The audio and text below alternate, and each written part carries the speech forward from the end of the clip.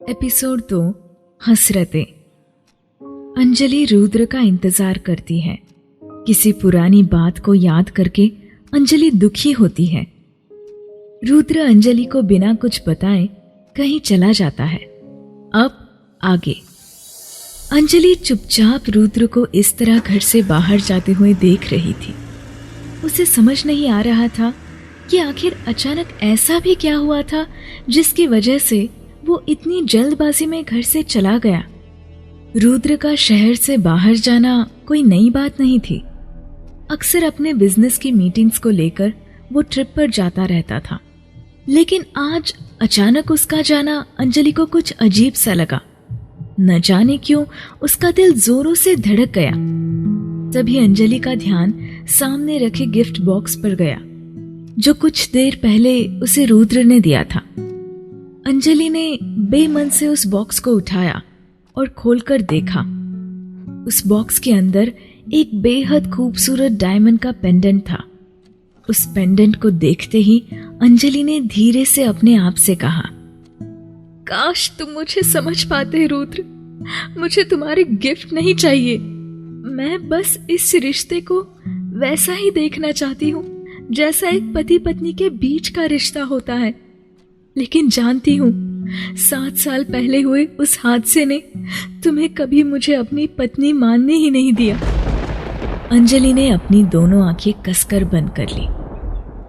उसकी आंखों से आंसू की बूंदें बहकर उसके गालों पर लुढ़क गई। लेकिन ठीक उसी वक्त दरवाजे की घंटी अचानक से बजी। अपने आंसू पोंछकर अंजलि ने जैसे ही दरवाजा खोला, सामने अपनी सहेली आयशा को देखकर उसके होठों पर मुस्कुराहट आ गई। घर के अंदर आते ही आयशा ने अपनी आंखों को गोल गोल घुमाते हुए चारों तरफ देखा और फिर धीरे से पूछा, रुद्र घर पर नहीं है ना? एक ना बड़ी मजेदार बात बतानी थी तुझे। अंजलि ने हैरानी से उसकी तरफ देखते हुए पूछा कि आखिर ऐसी क्या बात थी जिसे बताने के लिए वो इतनी एक्साइटेड थी।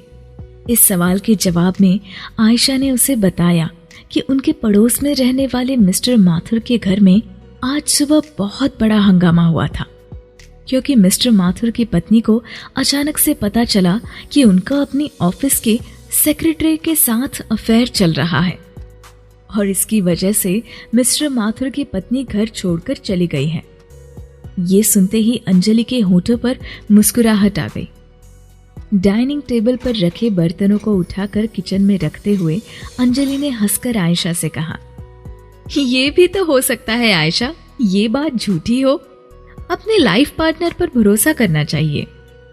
अंजलि की बात सुनकर एक पल के लिए आयशा चुप हो गई और फिर एक गहरी सांस लेकर उसने कहा, सबको अपने जैसा समझती हो तुम। रुद्र पर तो तुम आंखें बंद करके भरोसा करती हो।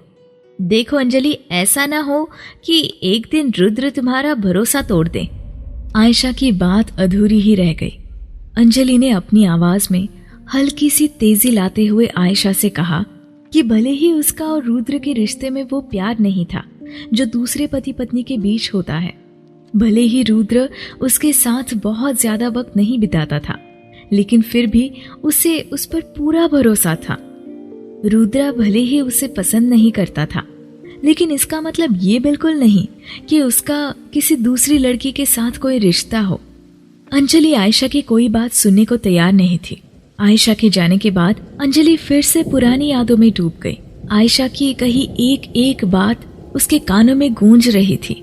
एक पल के लिए उसका दिल जोरों से घबराने लगा, लेकिन अंजलि लगातार अपने दिल को इस बात को समझाने की कोशिश कर रही थी कि रुद्र की बेरुखी की वजह वो जानती थी और इसलिए किसी की भी बातों पर आकर रुद्र पर शक करना गलत था। आयशा की बातों से ध्यान हटाकर अंजलि अपने घर के कामों में बिजी हो गई। पूरा दिन कब निकल गया उसे पता ही नहीं चला। अंश के स्कूल से आने के बाद उसे खाना खिलाना और उसके साथ खेलना, यही अंजलि की जिंदगी का हिस्सा था। शाम धीरे धीरे रात में तब्दील हो रही थी और अंजलि कई बार रुद्र को कॉल कर चुकी थी, लेकिन पूरे दिन में रुद्र ने एक बार भी उसका कॉल नहीं उठाया था। वक्त के साथ अंजलि की चिंता बढ़ रही थी। लेकिन ऐसा पहली बार नहीं हुआ था जब रुद्र उसका कॉल रिसीव नहीं कर रहा था। रात के लगभग 10 बज चुके थे। अचानक से शहर का मौसम बिगड़ गया था। तेज तूफान के साथ जोरों की बारिश ने पूरे शहर में अफरा तफरी मचा दी थी। तभी अचानक से डोर बेल बजी। अंजलि हड़बड़ाकर अपने बिस्तर से उठी। वो समझ गई थी रुद्र ही लौट कर आया होगा। अंजलि ने दौड़कर दरवाज़ा खोला, लेकिन सामने एक छोटी सी लगभग 5 साल की बच्ची को देखकर अंजलि हैरान रह गई। अंजलि आश्चर्य से उस छोटी बच्ची की तरफ देख रही थी। अंजलि ने नीचे बैठते हुए पूछा, कौन हो आप? इससे पहले कि वो छोटी बच्ची अंजलि की बात का कोई जवाब देती, अचानक से आसमान में जोर से बिजली कड़की और अंजलि ने देखा सामने बारिश में भीगता हुआ रुद्र खड़ा था। रुद्र ने मुस्कुराकर अंजलि की तरफ देखा और उसके सवाल का जवाब दिया।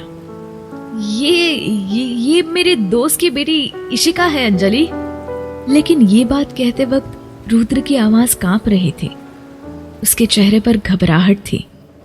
ये देख अंजलि भी हल्का सा घबरा गई।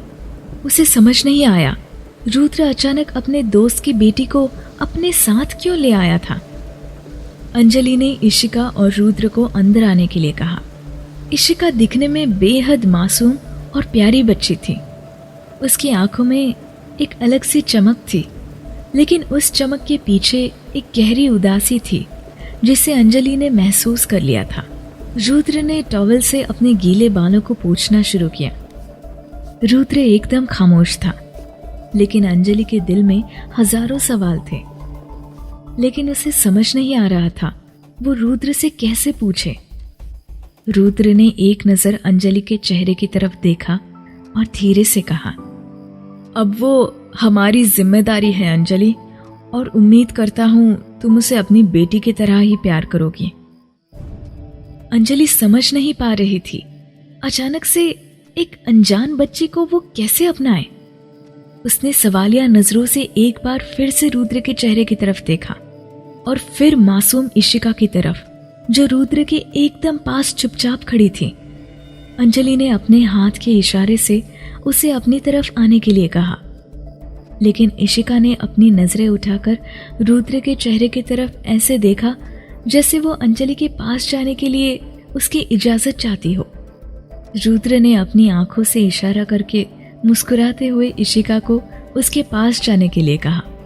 धीमे धीमे कदमों से चलते हुए इशिका जैसे ही अंजलि के करीब आई, उसने बड़े ही प्यार से उसका माथा चूमते हुए उसे अपनी गोद में उठा लिया और अंश के पास जाकर सुला दिया। कुछ देर बाद जब अंजलि अपने कमरे में लौटी तो उसने देखा रुद्र बड़ी ही बेचैनी से कमरे की खिड़की से बाहर देख रहा था। वो समझ गई जरूर कोई बात थी जिसकी वजह से वो परेशान था, और इसलिए अंजलि ने पीछे से जाकर उसके कंधे पर हाथ रखकर पूछा, सब ठीक है ना? आप इतने परेशान, और इशिका के माँ पापा को क्या हुआ है रुद्र? अंजलि के सवाल सुनकर रुद्र ने पलटकर उसकी तरफ देखा और उसे बताया कि इशिका की माँ कॉलेज में रुद्र की दोस्त थी और इशिका के पापा की मौत कुछ साल पहले हो चुकी थी। लेकिन अचानक उसकी माँ यानी रुद्र की दोस्त की एक एक्सीडेंट में डेथ हो जाने के कारण उसे इशिका को अपने साथ लाना पड़ा। इशिका का सच जानने के बाद अंजलि की आंखें नम हो गई। वो चुपचाप खड़ी रुद्र की बातें सुन रही थी। तभी अचानक से रुद्र ने आगे बढ़कर उसे गले लगा लिया। रुद्र की इस हरकत पर अंजलि हैरान रह गई, लेकिन वो समझ गई शायद अपनी दोस्त की मौत की खबर सुनकर वो दुखी है, और ये सोचकर अंजलि ने रुद्र के गले से लगे हुए ही उससे कहा कि वो इशिका को संभालने की पूरी कोशिश करेगी। आज एक मुद्दत के बाद रुद्र अंजलि के करीब आया था। शायद उसके अंदर की घबराहट की वजह से ऐसा हुआ था। अंजलि ने जैसे ही रुद्र से दूर जाने की कोशिश की, रुद्र ने उसका हाथ पकड़कर उसे अपनी तरफ खींच लिया और उसे एक बार फिर अपने गले से लगा लिया। रुद्र के हाथ अंजलि की कमर पर थे। और वो बड़ी गहराई से उसकी आंखों में देख रहा था। अंजलि ने शर्म से अपनी नजरें नीचे झुका ली। रुद्र ने धीरे से उसके माथे को चूम लिया और फिर अपने होठों को अंजलि के होठों पर रख दिया। आज काफी वक्त बाद दोनों एक दूसरे के करीब आए थे। अंजलि की दबी हसरतें एक अरसे के बाद फिर से जागने लगी थी। रुद्र के हाथों की छुअन से वो सिहर उठी थी। क्या अपना लेगा रुद्र अंजलि को? क्या अंजलि इशिका को एक माँ की तरह प्यार दे सकेगी? क्या वाकई में इशिका रुद्र की दोस्त या कुछ और था सच?